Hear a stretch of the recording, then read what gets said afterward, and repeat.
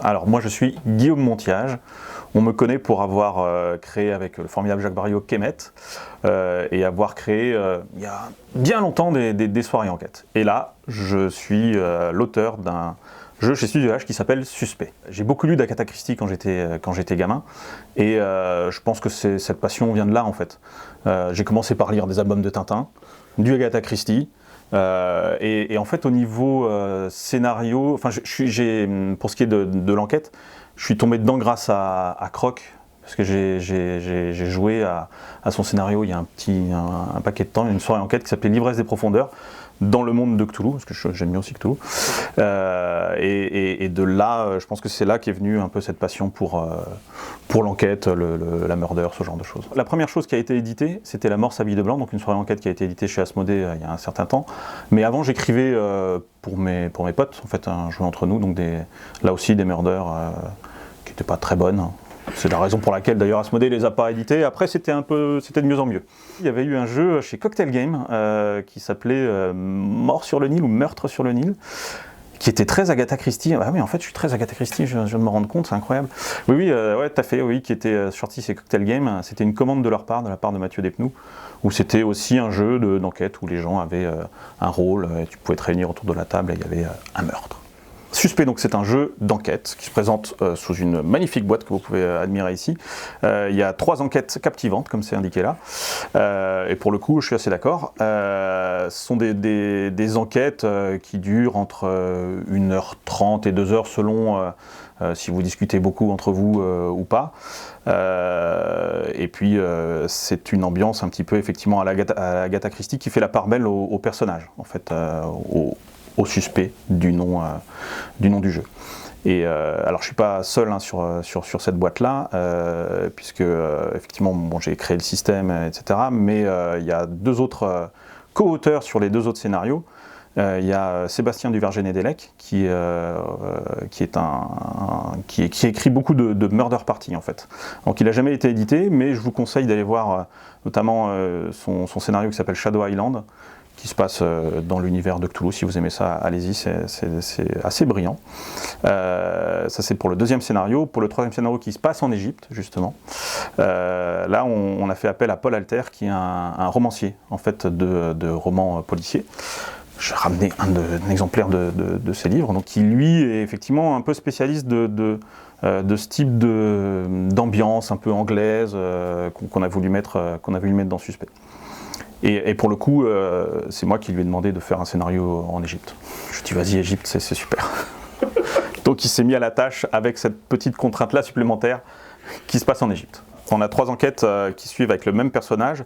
Le personnage c'est Claire Harper, donc une jeune femme dynamique, brillante, très intelligente, qui est là effectivement, qui va être un peu comme une série télévisée, qui va être le personnage principal de chacune des enquêtes. C'est 3 enquêtes indépendantes qui se passent. Alors il y a un petit rappel à chaque scénario du scénario précédent, mais globalement vous pouvez très bien jouer dans l'ordre que vous voulez. Ouais.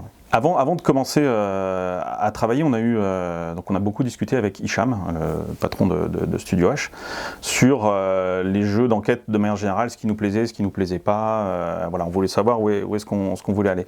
Il y avait un côté frustration qu'on avait en commun sur certains jeux d'enquête, c'est souvent dans les jeux d'enquête, on vous dit arrêtez quand vous voulez. C'est-à-dire vous pensez avoir trouvé le coupable, la clé du mystère, ne tirez plus les cartes et puis allez à la solution.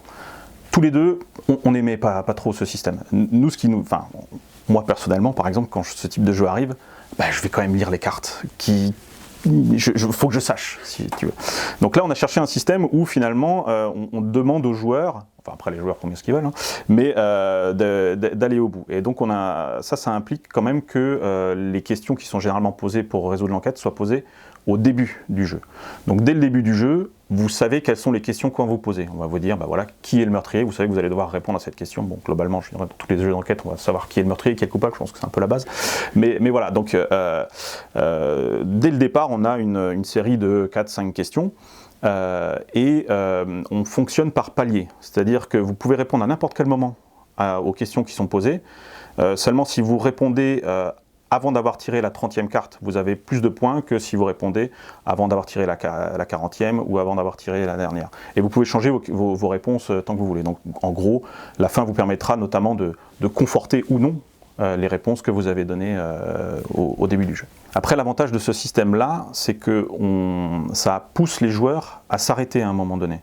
C'est-à-dire à dire, ok, on va tirer la 30e carte, qu'est-ce qu'on a comme élément ? On a dit que c'était lui le coupable, mais est-ce qu'on a des éléments concrets qui permettent d'étayer nos propos, etc. Donc ça permet d'avoir une petite respiration entre tous les joueurs pour repartir ensuite dans l'enquête sur le reste de la partie. Vous allez interroger des gens, vous allez récolter des indices, vous allez visiter des lieux et vous allez raisonner concrètement. L'objectif aussi pour nous, c'était de se dire, même si tu as toutes les cartes, donc que tu as tout lu, on veut qu'il y ait quand même encore un raisonnement à faire, que ce soit pas tout cuit dans ton assiette. C'est que vraiment tu réfléchis à quels sont les éléments, est-ce que c'est cohérent, etc. Et le maître mot, oui, qui a guidé quand même notre travail, c'était la cohérence. C'est-à-dire qu'on voulait absolument que tout concorde. Pas qu'à un moment donné, les gens se disent « Ah ben non, c'est pas possible, qu'est-ce qui se passe ?» Enfin voilà quoi. Donc là-dessus, on a été assez, à mon avis, rigoureux sur ce point. Les illustrations sont là pour nous aider, puisque le joueur il va être sur son enquête avec ses personnages pendant 1h30, 2h grand maximum. Donc il faut que très rapidement, le joueur puisse identifier qui est qui pour pouvoir apporter son raisonnement.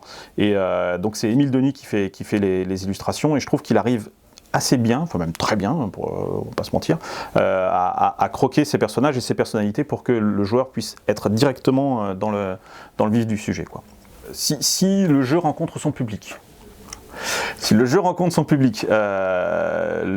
oui, il y a d'autres scénarios qui sont prévus. Là, concrètement, pour être clair, on travaille sur une seconde boîte avec les aventures c'est toujours Claire Harper. Je suis en train de travailler avec Manuel Rozoy sur une seconde boîte où on apprendra un peu plus sur la vie de Claire Harper. On pourra la retrouver à différentes périodes de sa vie, mais je n'en dis pas plus. Et après, je pense que Studio H, faut voir quel est le succès du jeu en fait. Studio H, je pense, ne se refusera aucune possibilité, d'autres personnages, d'autres ambiances. Enfin voilà, tout est possible. Mais pour le moment, on se concentre sur notre amie Claire Harper.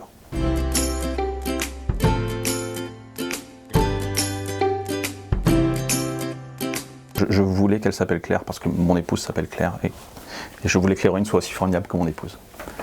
Reclin d'œil. Ce message d'amour, c'est tellement beau. Est-ce que tu vas avoir un mot de la fin ?